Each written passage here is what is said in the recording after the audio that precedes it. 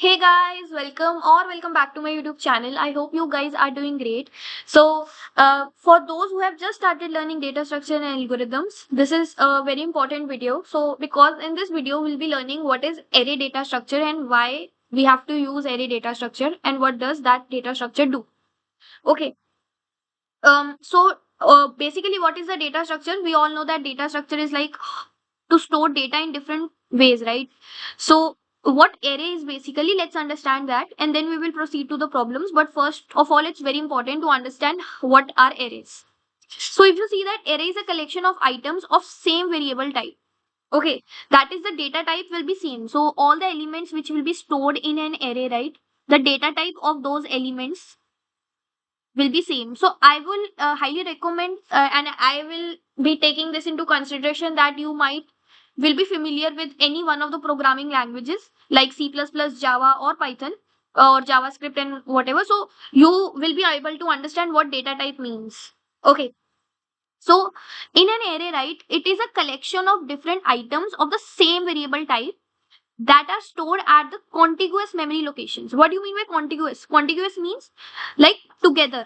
For example, if this is your, let's say, 1000, okay, and an integer is taking 4 bytes, then this next memory location will be 1004. Then this will be 1008. Then this will be 1012. 1016. So these elements of same data type, right? Same data type will be stored in the contiguous memory locations, that is together. It is one of the most popular and simple data structure and is often used to implement other data structures. Okay. What are other data structures which uses arrays? So there is some data structure called as stack and there is a data structure called as queue.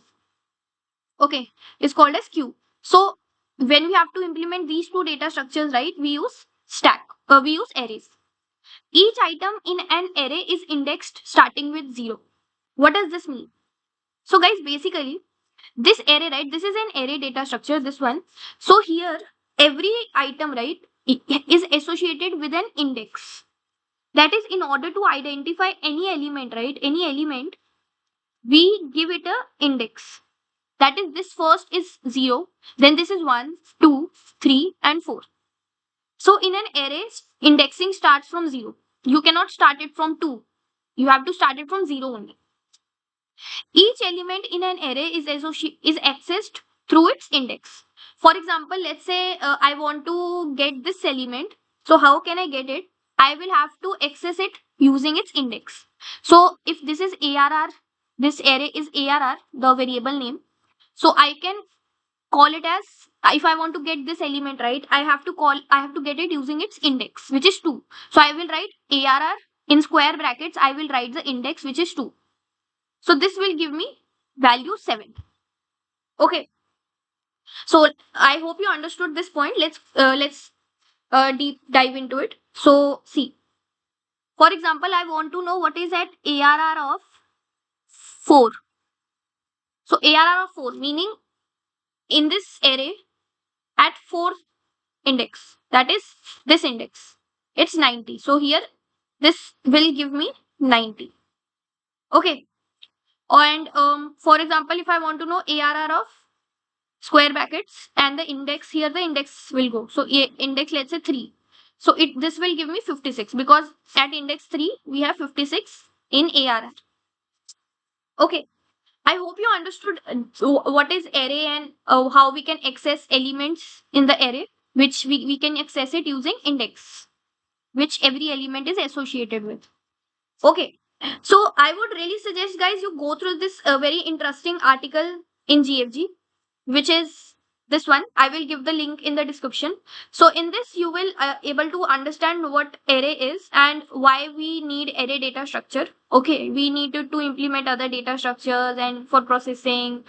There are two types of arrays. One is one dimension array and other is multi-dimension. So let's understand that what does that means. So for example, the one which we saw here, right, this one, this is one dimensional. That is, there is only one dimension. Okay. There are other dimension arrays also, like there are two dimensional array, 2D array. What do you mean by 2D array? It will be something like this.